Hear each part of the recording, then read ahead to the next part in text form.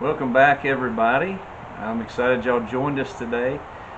Listen, we're doing this last commandment, the 10th commandment, in a different setting because they've raised a few of the stay-at-home restrictions. So we started thinking, like, where's a cool place that we could do this? And we are over at our friend's house. And this is a really cool setup they have back here, man. This is an awesome back porch, man. They got their TV mounted up on the wall. That's pretty awesome. And you got the swimming pool. Yes, we need one of those. Yeah, we do. And he's got a storage building back there. Man, I wish I had a storage building. And look, their neighbor's got like a ski boat or something in there. And the flowers that her husband bought her. Yeah. Just hinting. Yeah. And they got this grill, and I've got a grill like that. I think he actually got that idea from me. That's a sweet grill, though. And the lawnmower, man. This is actually better than Really? this is new. Yeah, his is gold or something. I don't have gold. I've just got like a black one. And then his lawnmower, and the trampoline, and the swing set. Man, our kids would love I that. think you said lawnmower like 3 times. Really? You're liking the lawnmower. it's a nice lawnmower. So anyway, all right. So this is where we're gonna do it this week, and they were gracious enough to let us come over here, and it's gonna be fun. So let's actually see what the 10th commandment says. How about that? All right, 10th commandment says, "You shall not covet your neighbor's house. You shall not covet your neighbor's wife, nor his male servant, nor his female servant, nor his ox, nor his donkey, nor anything that is your neighbor's." I think we just did that. I think we just coveted. Did we? Well, I mean, we didn't talk about his ox or his donkey. yeah, he may have one back there. I don't know. He's got everything else.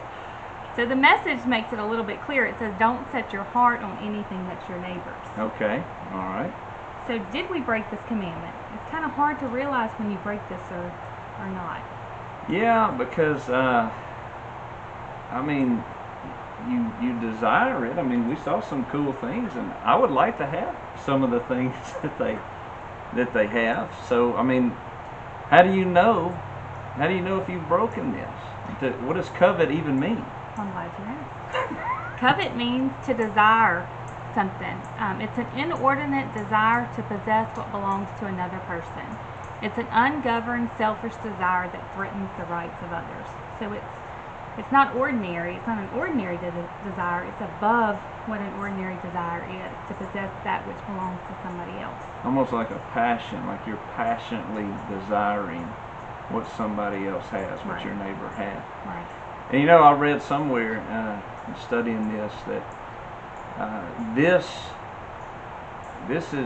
this commandment is proof that these 10 commandments weren't given by man.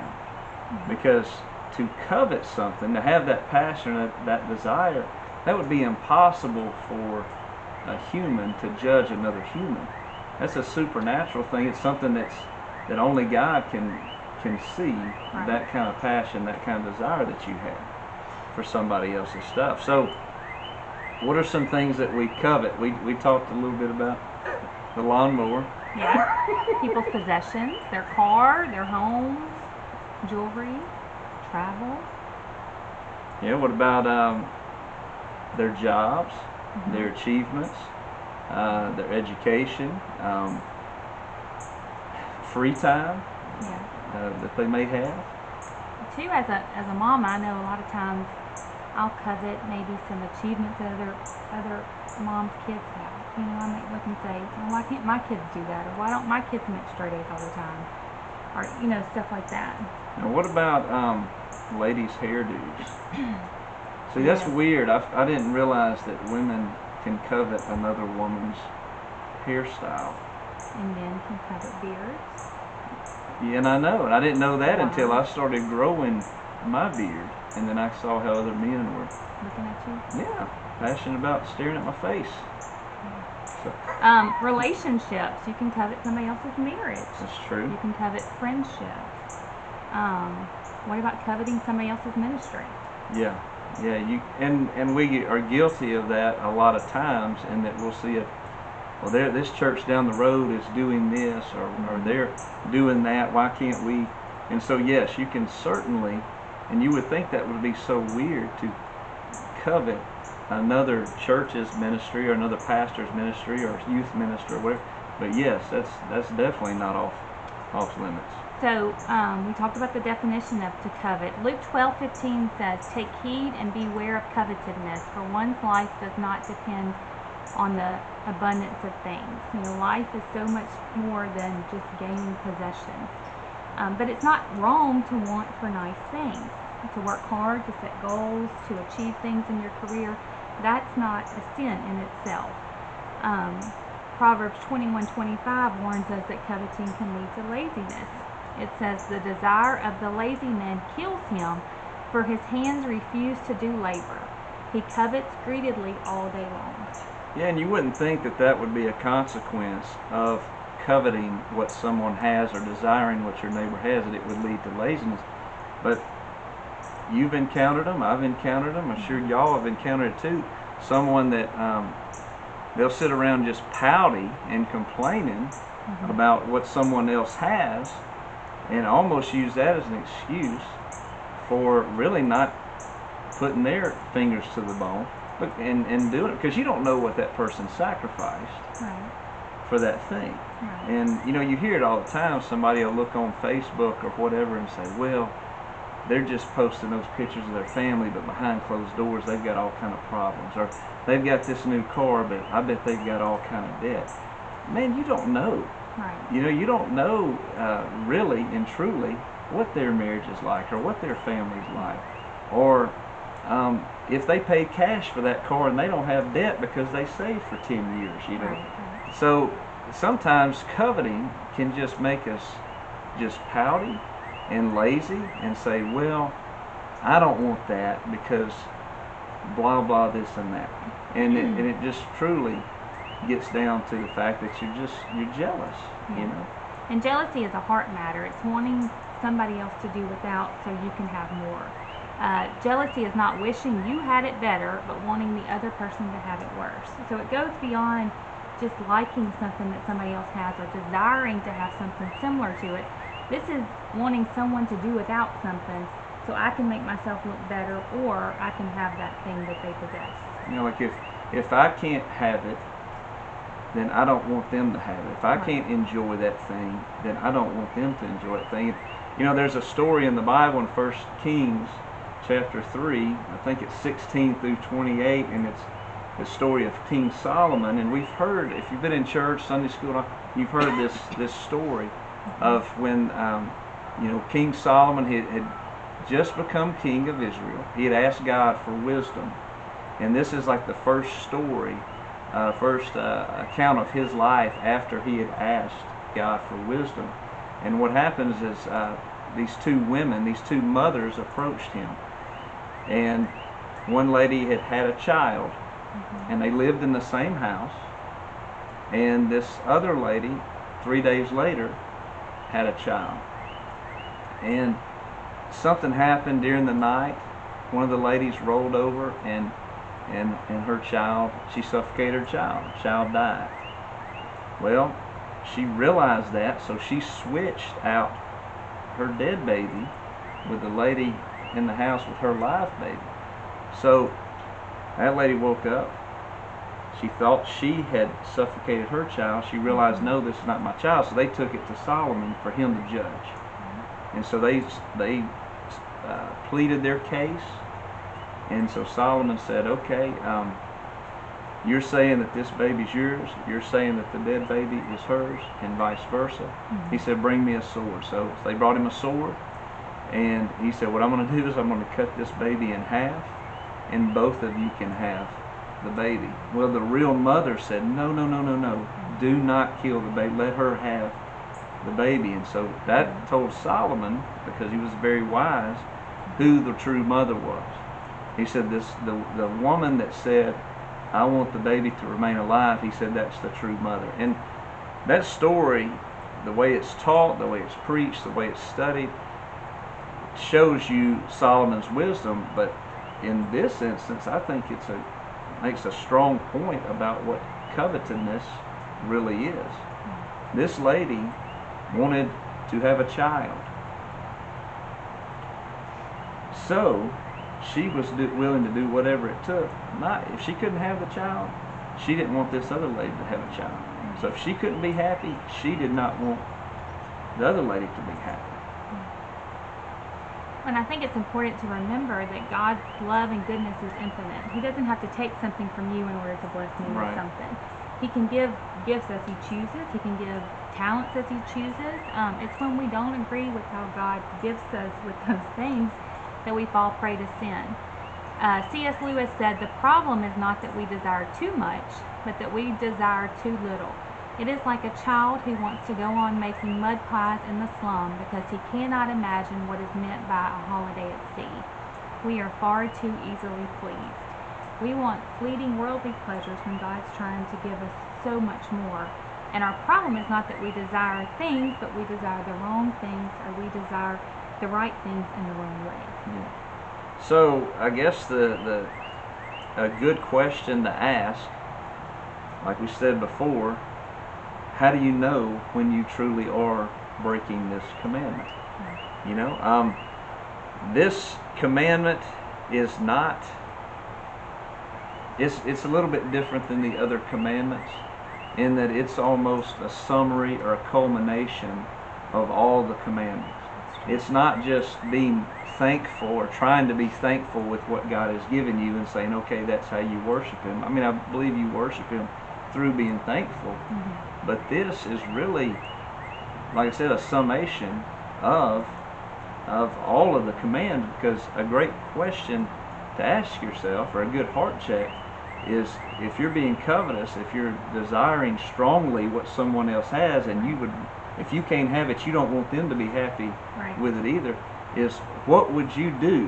What lengths would you go to in order to have that thing?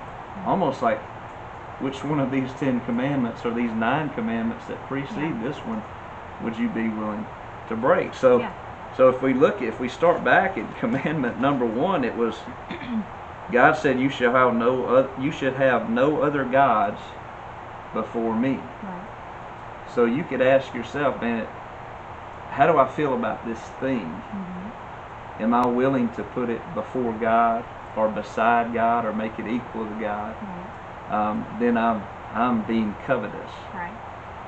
Commandment number 2 talks about idolatry. It says, "Do not make an idol for yourself." And I'm going to go back to the Tim Keller quote that I love. It says, "You know you have an idol when they consume you when you pursue them, they disappoint you when you get them, and they devastate you when you lose them." I mean, is this something that you're putting at the idol status? I mean, is it consuming your thoughts? Is it consuming your passions, your pursuit? I just think that's a good heart check, and God helps you know when you've crossed that line into coveting.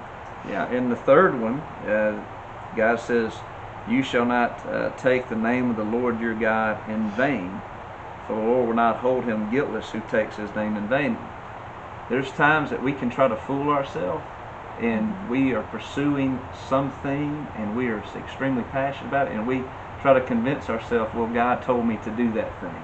God told me to make these sacrifices in order to get that thing. And I believe that's misrepresenting His name. You're trying to almost, because who's going to judge? Who can judge you with that? Oh, God told me to do this thing. Okay, I mean, like, what about? I don't know. I didn't hear you and God's conversation. But that's kind of a cop out, or using Him as an excuse for being covetous towards something else. And the 4th commandment talks about the Sabbath. It says, "Remember the Sabbath day and keep it holy." Are you willing to work 7 days for this? Are you thinking that you can do more in your 7 days than God can do with your 6 days? I mean, sometimes we work ourselves to death for things. Right, and that next commandment, it says, "Honor your father and your mother," and we talked about that really means to honor everybody, treat every person with honor. And there's times when you can covet something or desire something so greatly that you're not doing that in an honorable way. You may say they're just another rung on the ladder, or they're just a stepping stone for me to get what you want to use people rather than honor people. The next one is do not murder. Now look, I love a good Dateline story. And people will murder someone for anything. I mean, it can be a small possession, a big possession, someone's wife, someone's spouse. I mean, they're all stories of that. You can physically murder someone, but you can also mentally murder them. You can tear somebody down, either verbally or in your mind. You can bring them to the level that you are to elevate your own self. I mean, we do that all the time. Yeah. And that next commandment, you shall not commit adultery. How many people have desired someone else's spouse? You know, and they do whatever it takes to have that spouse or to break up that marriage so that that family won't be happy. And so, I mean, I think that's a pretty obvious one. When you overcome with lust and desire, and you've seen people say, I covet their marriage, or I covet that spouse. Yeah. I want them for myself, and they go and get it. Right. Commandment number 8, stealing. Again, that's easy to see. I mean, are you willing to steal? You see a lot of business owners, they'll commit fraud, or they'll cheat somebody out of something else in order to gain. Are you not honoring God with your tithe? Are you stealing from God in that area in order to save up for something that you think that you have to have? Lawnmower. Yeah. But I mean, churches need lawnmowers too, right? So. Exactly. So yeah, I mean, that's easy to see. Like, is it something that you? And sometimes we do it inadvertently without even realizing that we're doing that. Yeah, and like you said, with in stealing and lying, man, that's so closely related. You know, that 9th commandment about really defaming somebody or ruining somebody's reputation. You may be in business and you say, I'm going to badmouth this other company so that I can get that contract. Or, you know, the list goes on and on about how you can lie or ruin someone else's reputation so that you can gain that thing that you are desiring. Yeah. So feverishly. That's Right. That's a good word. And a lot of these commandments, like we said, are obvious. You know when you've stolen something. You know when you're lying about something. But coveting, you may never know if I'm coveting in my heart unless I told you. Right. A lot of times I'll get on social media and I'll be flipping through, and man, I'll see my friends' kids and they're achieving things, and I'm so proud of them. Their marriage, they're going on date nights, they're bragging on their spouse, and again, I'm just happy. My friends' ministries, their churches are doing well, salvation, baptism, and my heart just overflows. But if I'm honest with myself, there's times that I get on social media and my heart's not in the right place. I'll look at a friend and she's been getting up at 5:30 in the morning, she's working out, she looks amazing, and I think, but I've been doing the same thing, and I don't look like her, or my husband hasn't taken me out on a date, or you know, whatever it is, or I don't have that new car, and I've been working hard 40 hours a week, you know, and I mean, these are the same exact friends, these are the same exact scenarios, and if their marriage was falling apart, I would be on my knees praying for them, fighting for them, you know, if something were to happen to their kid, that would devastate me, just like if something happened to my kid. But it's a heart matter. Coveting is a heart matter. You know, when that happens to me, I know, okay, you've crossed that line, Amber. You've gotten to the point where you can't be happy for other people, so you're coveting, you know? And that's when I need to turn it off and I need to get my heart right with God. There's a great passage in Colossians 3, starts in chapter, verse 5. I think this kind of summarizes what we've been talking about the last 10 weeks. It says in verse 1, so you have been raised with Christ, so seek things above, where Christ is, seated at the right hand of God. Set your mind on things above, not earthly things. He says, therefore put to death what belongs to your earthly nature, sexual immorality, impurity, lust, evil desire, greed, which is idolatry. Because of these, God's wrath is coming upon the disobedient. It says, you once walked in these things when you were living in them. But now put away all the following: anger, wrath, malice, slander, filthy language from your mouth. Don't lie to one another, since you have put off the old self with its practices, and you have put on the new self. You are being renewed in knowledge according to the image of your Creator. It goes on to say in verse 12, therefore, as God's chosen ones, holy and dearly loved, put on compassion, kindness, humility, gentleness, and patience, bearing with one another, forgiving one another if anyone has a grievance against you. Just as the Lord has forgiven you, you are to forgive. It says, put on love, which is the bond of unity. And it ends in verse 15, it says, be thankful. And I just think, we were talking last night, I feel like sometimes the Christian life almost feels like a teeter-totter. Sometimes I go and I'm living in the first part of this passage. I'm feeling these things. I'm breaking. I think we've proved that we've all almost broken all the 10 Commandments, and then I draw near to the Lord and He draws near to me, and it's almost like I'm lifted up. But I think this is a neat passage because it's saying you once were like those things, but because of Jesus and He's forgiven us, now we can walk like this. And I love the way He ends it, and He says, be thankful. I think that's just a great way to summarize the 10th commandment. I mean, don't covet, but be thankful for the many things that we have. And Paul says, he said, I know what it's like to have a lot. Mm-hmm. And he says, I know how to be content with that. He said, I know what it's like to not have anything at all and to be content there. And he says, I can do all things through Christ. And that long list that you read about, this is how we were, but now this is who we are in Christ. And what always stands out to me in passages like that is he says, you put off who you used to be, Mm-hmm. put on those things, humility and forgiveness and love and that list. And we have to be intentional, because I think this list of these 10 commandments is how we naturally are. Right. Like if we wake up in the morning and don't do anything else, those 10 things will come out naturally. Yeah. So we have to put on the things, the marks of God's character. Right. But he says, let my son do that for you. Right. You can do these things, but you have to do it through Christ. Right. There would be no reason for him to say, don't do this, don't do that, don't do this, if those things didn't come natural to us. Right. But what we have to do is the thing that is not natural, and we have to say, Lord, I want to put on these characteristics that represent you. And I love how we started these 10 commandments. We started in Exodus chapter 20, verse 1. It said, I am the Lord your God who brought you out of the land of Egypt, out of your slavery. And I was just thinking about all this and these 10 weeks, and they've been wonderful, and we've expanded these. But I think just starting out, God said, I am the Lord your God. I mean, He created us. He knows how He created us. He knows that we're inclined to this fleshly nature. But He said, I brought you out of your slavery. I think going through these 10 commandments, I mean, I know what sticks out to me. I mean, there's multiple ones that I struggle with. And I know there's probably things that you struggle with, but God, He started it off saying, remember, I'm the Lord your God, and I brought you out of your slavery. Whatever enslaves us through Jesus, He's delivered us from there, and He wants us to live in the freedom and walk in the freedom.